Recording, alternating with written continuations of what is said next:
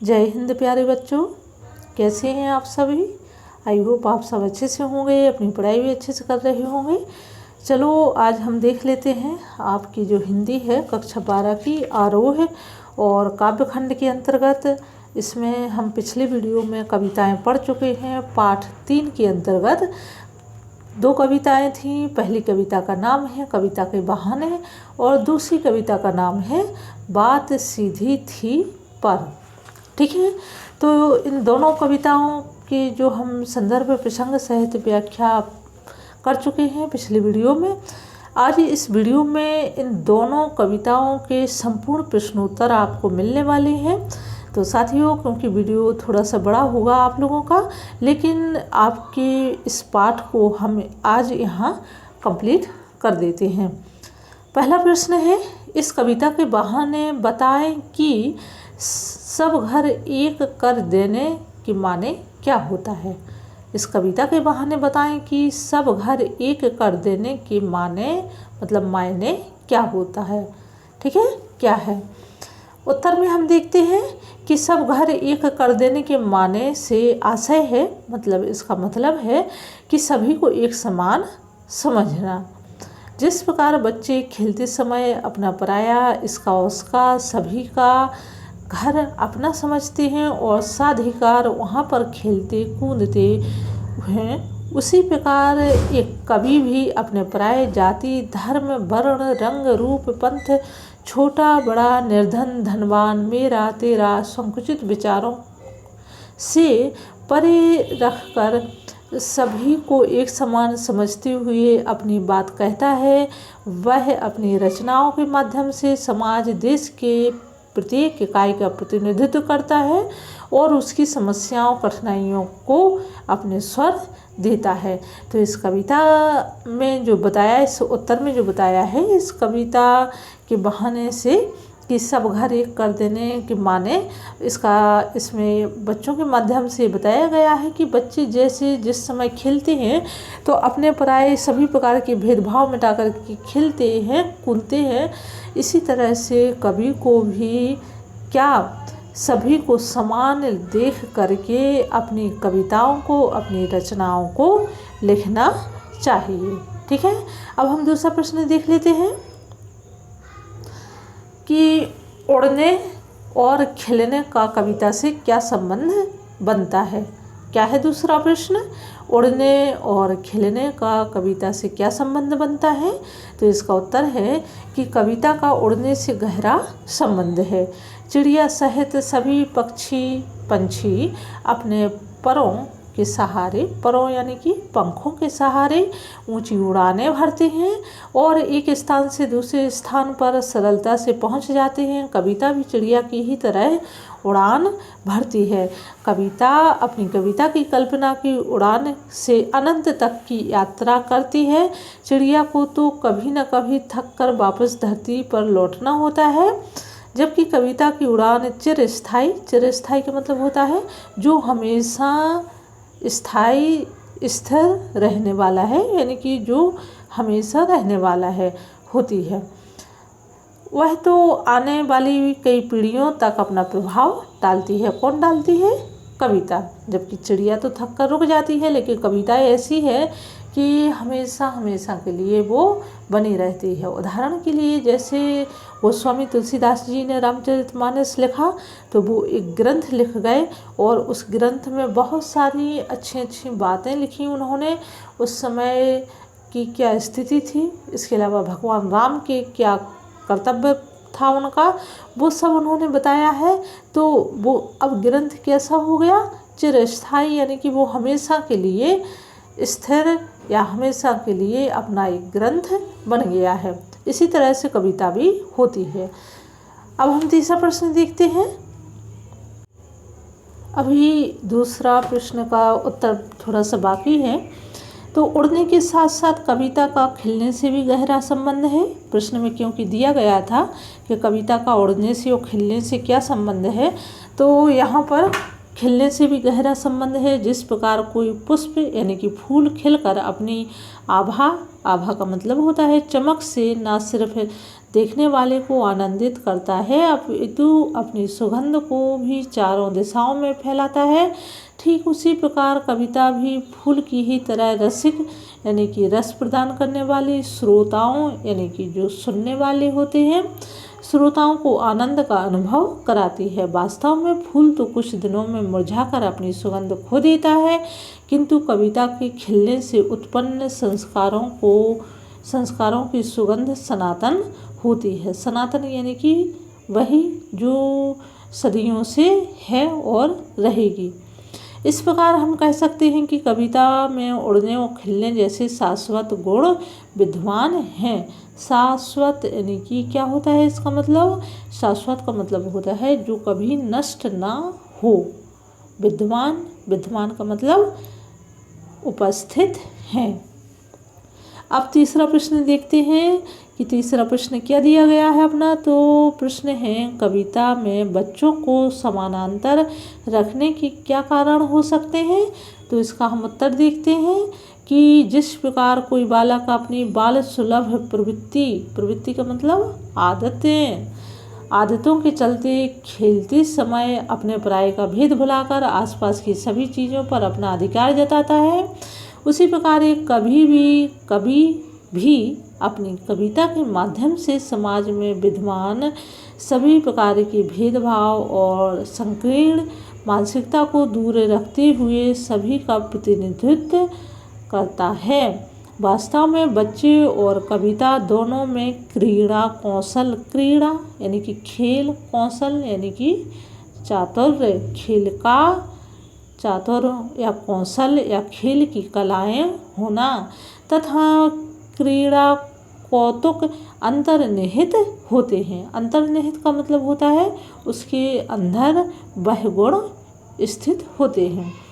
एक कवि अपने आनंद के लिए कविता लिखता है, ठीक वैसे ही बच्चे स्वयं के मनोरंजन के लिए क्रीड़ा करते हैं। साथ ही बच्चे अपने पूर्व पीढ़ियों के सद्गुणों के वाहक होते हैं। पूर्व पीढ़ी यानी कि जो हमारे दादा नाना लोग होते हैं, परदादा होते के सद्गुण यानी कि उनके अच्छे गुणों के वाहक का मतलब होता है उनको अच्छे गुणों को अपनाकर आगे चलने वाले होते हैं। उसी तरह एक अच्छी कविता भी अपने संस्कारों से आने वाली कई पीढ़ियों को प्रभावित करती है।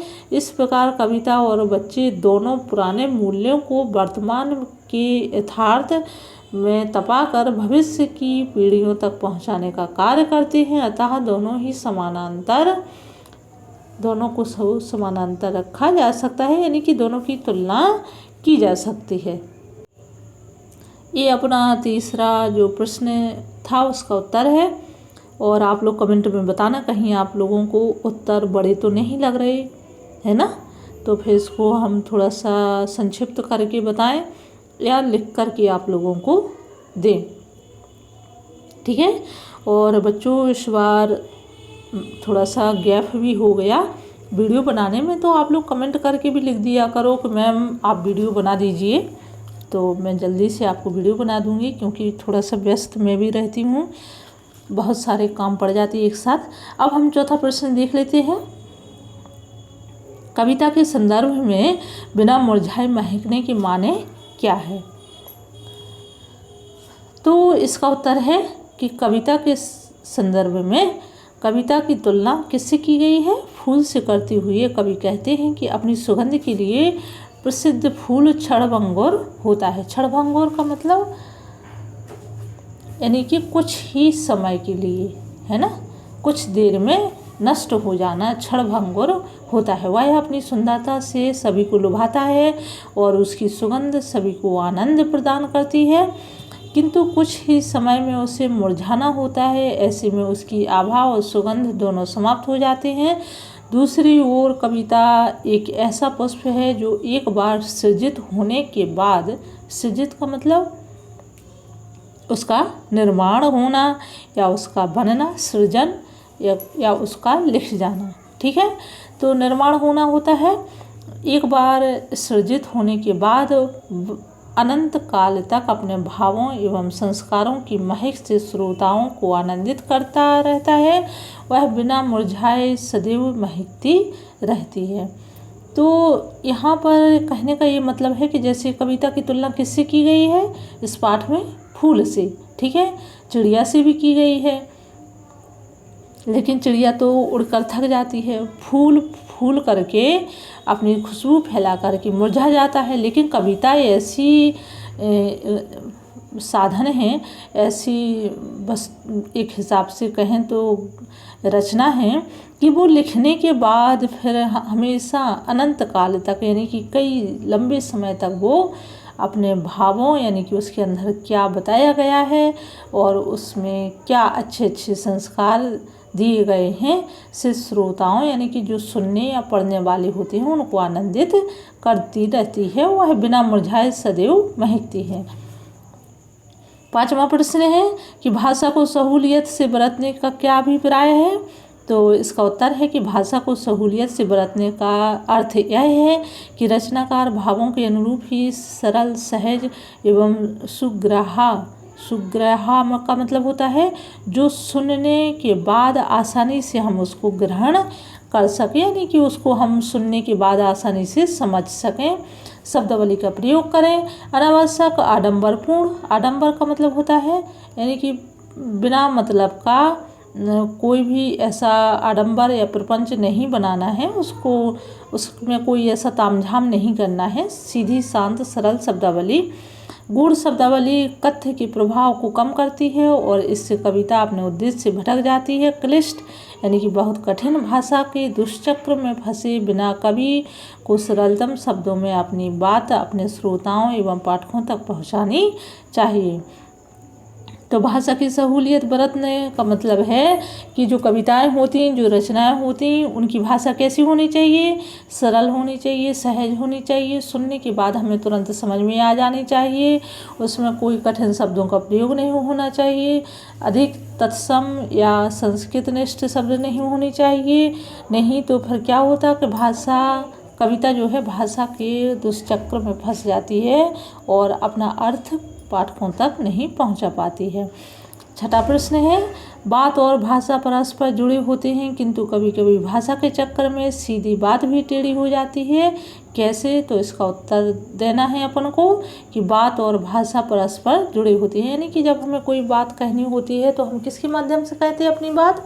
भाषा के माध्यम से, ठीक है। किंतु कभी कभी भाषा के चक्कर में बात सीधी यानी कि भाषा यानी कि जब अपनी बोलने का ढंग कठिन हो तो जो अपन को सीधी सरल बात कहनी हो वो भी टेढ़ी हो जाती है। वास्तव में बात और भाषा परस्पर इतने घनिष्ठता से जुड़े होते हैं कि उनको पृथक का मतलब अलग करके समझना कठिन होता है।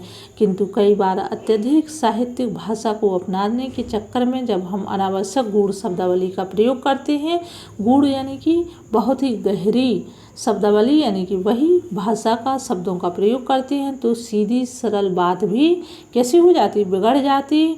और जो कठिन हम शब्दावली, दुरूह का मतलब होता है कठिन शब्दों का प्रयोग करते हैं तो सरल बात भी कैसी हो जाती? कठिन भाव हो जाती। हमें बात कैसे करना, क्या कहना है, उसका मूल भाव बदल जाता है तथा सदैव सीधी बात को कहने के लिए सीधे सरल व्यवहार में प्रयोग होने वाले शब्दों का प्रयोग होना चाहिए, ठीक है। अब हम देखते हैं 7वां प्रश्न देख लेते हैं। 7वां प्रश्न क्या है? देखो यहाँ पर मैं आपकी जो गाइड थी तो उस गाइड की सीधे फ़ोटो निकाल के लाई हूँ। आप लोग वीडियो मेरा सुनिए और इसके अलावा पॉज करके इसको लिखना हो तो अपनी फेयर कॉपी में या रफ में लिख भी सकते हैं, ठीक है। तो 7वां प्रश्न क्या है? बात को क्या बोलते? कथ्य भी बोलते, कथन भी बोलते। बात कथ्य के लिए नीचे दी गई विशेषताओं का उचित बिंबों मुहावरों से मिलान करें।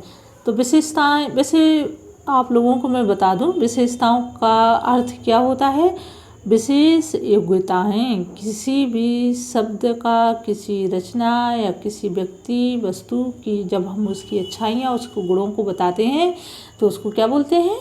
विशेषताएं को उचित यानी कि सही बिंबों का मतलब होता है कि जैसे हम कोई लाइन पढ़ते हैं तो हमारे मन में क्या विचार उसके बारे में आ रहे हैं, यानी कि हम क्या इमेज कर रहे हैं, क्या कल्पना कर रहे हैं, उसको बिंब बोलते हैं।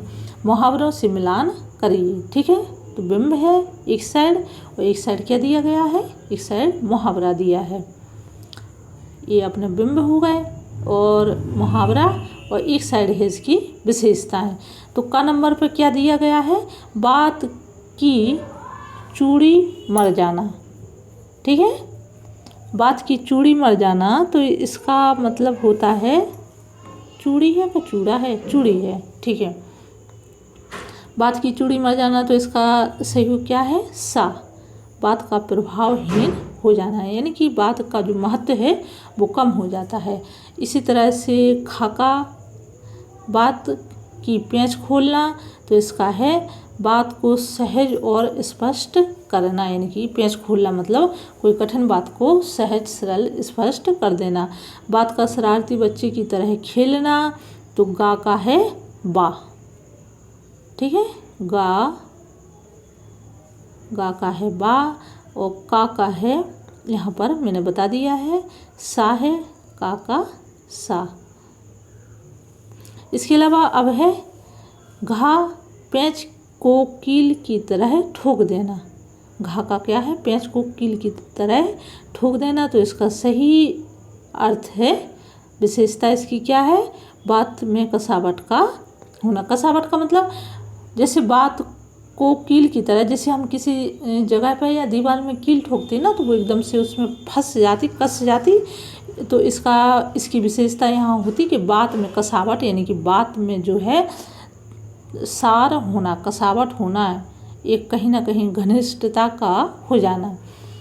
अब है अपना अंतिम, बात का बन जाना, तो इसका है आ। इसकी विशेषता कथ्य और भाषा का सही सामंजस्य बनना। बात का बन जाना का मतलब होता है जो कहा गया है और जिस भाषा के माध्यम से कहा गया, सामंजस्य का मतलब उसमें आपसी मेल हो जाना।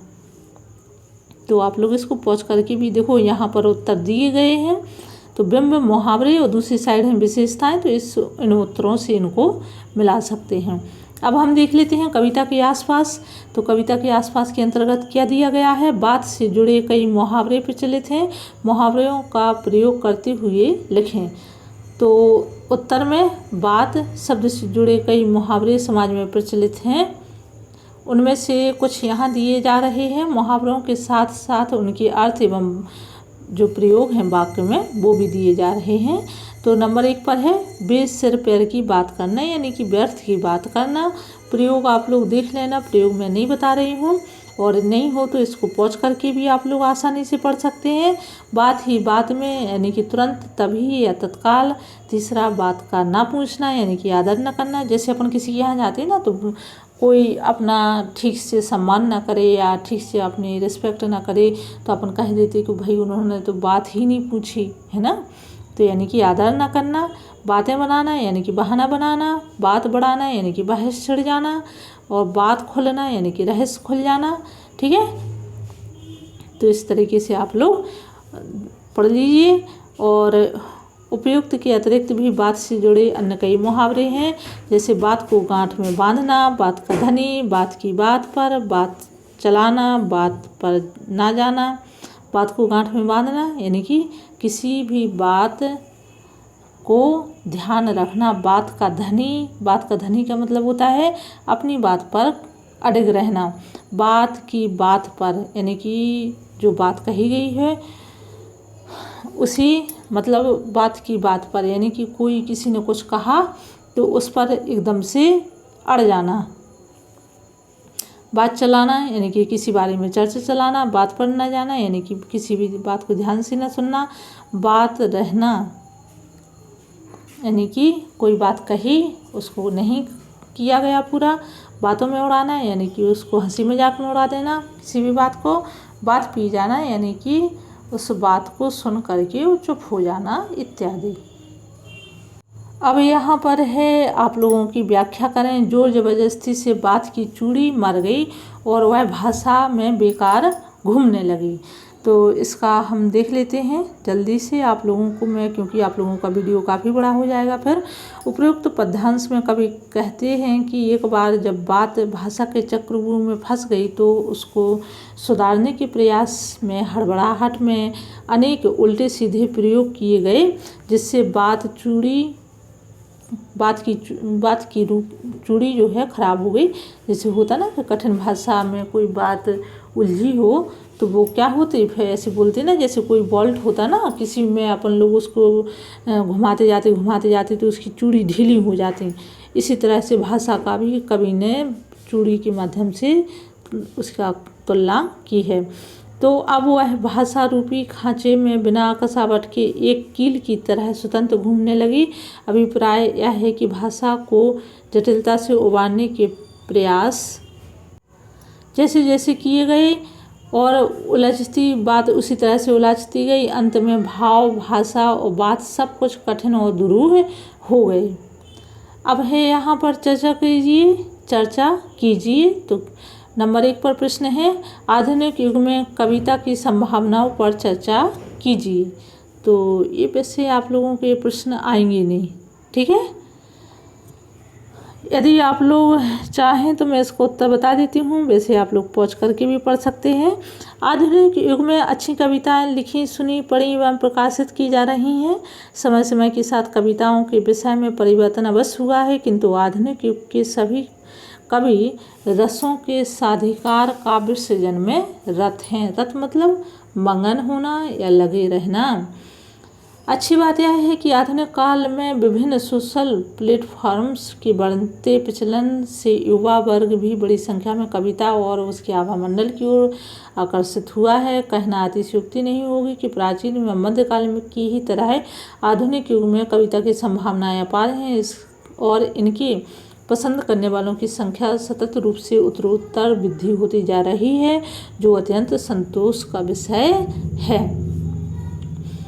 दूसरा प्रश्न है, चूड़ी, पेंच आदि मूर्त उपमानों के माध्यम से कवि ने कथ्य की अमूर्तता को साकार किया है। भाषा को समृद्ध एवं संप्रेषणीय बनाने में बिंबों और उपमानों के महत्व पर परिसंवाद आयोजित करें। तो देखो ये प्रश्न जो है दूसरा, ये किसके लिए है? ये आप लोगों के स्कूल के जो शिक्षक हैं, टीचर हैं, ये उनके लिए है कि वो कक्षा के माध्यम से परिसंवाद यानी कि कोई ऐसा प्रोग्राम तय करें जिससे आप लोगों को बोलने का मौका मिले। संप्रेषण का मतलब क्या होता है? संप्रेषण का मतलब होता है आदान प्रदान करना। तो ये प्रश्न तो बिल्कुल 100% है कि आप लोगों के पेपर में नहीं आएंगे। अब हम आगे देखते हैं कि प्रताप नारायण मिश्र का निबंध बात और नागार्जुन की कविता बातें ढूंढ कर पढ़ें। तो ये आप लोगों के होमवर्क के लिए प्रश्न है, ये भी पेपर में नहीं आना है, ठीक है। तो प्रताप नारायण मिश्र थे और ये भारतेंदु युगीन कवि थे, भारतेंदु के ही समय के थे। और इसके अलावा नागार्जुन आधुनिक युग के कवि थे। तो इनकी बातें ढूंढकर पढ़ें और अपना जो ज्ञान का दायरा है वो आप लोग बढ़ाएं। अब आप लोगों के बचते हैं ये जो घ नंबर का है अन्य महत्वपूर्ण प्रश्न। ये आप लोगों के आखिरी 2 प्रश्न और दिए हैं। इसके बाद कक्षा जो 12वीं की हिंदी है और पाठ 3 की जो 2 कविताएं थी, उन दोनों कविताओं के प्रश्नोत्तर आपकी एक ही वीडियो में मैंने दे दिए। और क्योंकि थोड़ा सा मुझे समय कम मिलता है इसलिए जल्दी जल्दी वीडियो नहीं ला पाती। और आप लोग कमेंट करिए, लाइक करें अच्छे से, और कमेंट के माध्यम से कहें तो मैं आप लोगों को बेहतरीन हिंदी की जो है कंप्लीट तैयारी इस चैनल के माध्यम से करवाऊंगी। पहला प्रश्न है, कविता के खिलने और फूल के खिलने में क्या समानता है एवं भिन्नता है? तो कविता के खिलने और फूल के खिलने में हमें दोनों में अंतर बताना है। कविता उत्तर में हम देखते हैं कि कविता एवं फूल दोनों ही खिलते हैं, किंतु फूल का खिलना एवं सुगंध बिखेरना सीमित यानी कि कम समय के लिए होता है। कुछ ही समय में खिला हुआ फूल जब मुरझा जाता है तो वह कांतिहीन यानी कि चमकहीन, गंधहीन यानी कि उसमें खुशबू नहीं रहती हो जाता है। जबकि कविता की सुकीर्ति का मतलब होता है उसकी बहुत दूर दूर तक पहुंच होना, सुकीर्ति महक, महक का मतलब उसकी अर्थ की जो वैल्यू होती है युगों युगों यानी कि कई सालों तक लोगों को आकर्षित करती, अर्थात कविता का प्रभाव अनंत काल तक रहता है। ठीक है, इस पाठ का अंतिम प्रश्न पर देख लो कि पाठ प्रश्न दूसरा है, बात और भाषा परस्पर जुड़े होते हैं, टिप्पणी लिखें। अब अपन को इसके बारे में बताना है कि बात और भाषा आपस में एक दूसरे से जुड़े होते हैं। इसके बारे में टिप्पणी का मतलब होता है कुछ सार गर्भित कुछ लाइनें लिखना। तो उत्तर है कि वास्तव में भाषा और बात यानी कि बात और भाषा एक ही सिक्के के दो पहलू हैं। इसका मतलब क्या होता है कि जब हमें जैसे कोई बात कहनी होती तो हम किस माध्यम से कहेंगे, भाषा के ही माध्यम से कहेंगे। तो दोनों क्या हैं, बिल्कुल एक दूसरे से जुड़े हुए, एक दूसरे पर आधारित हैं। कवि को अपनी बात कहने के लिए किसी भाषा की आवश्यकता होती, बिना भाषा के और सटीक शब्दावली के बात का प्रभाव या बात का भाव संप्रेषित नहीं किया जा सकता है। बिना भाषा के बात अधूरी रह जाती है। इसलिए कहा जा सकता है कि बात और भाषा में परस्पर क्या है, गहरा संबंध है, दोनों एक दूसरे से जुड़े हुए हैं। तो साथियों, ये आप लोगों के प्रश्न उत्तर पूरे हुए। अब हम अगले वीडियो में पाठ 4 को लेंगे और आपकी जो नई हिंदी है, नए सिलेबस के अनुसार कक्षा 12 की संपूर्ण जानकारी इस चैनल के माध्यम से दी जा रही है। तो जब वीडियो को ज़्यादा से ज़्यादा लाइक शेयर सब्सक्राइब करें और अपने दोस्तों को भी बताएं। धन्यवाद।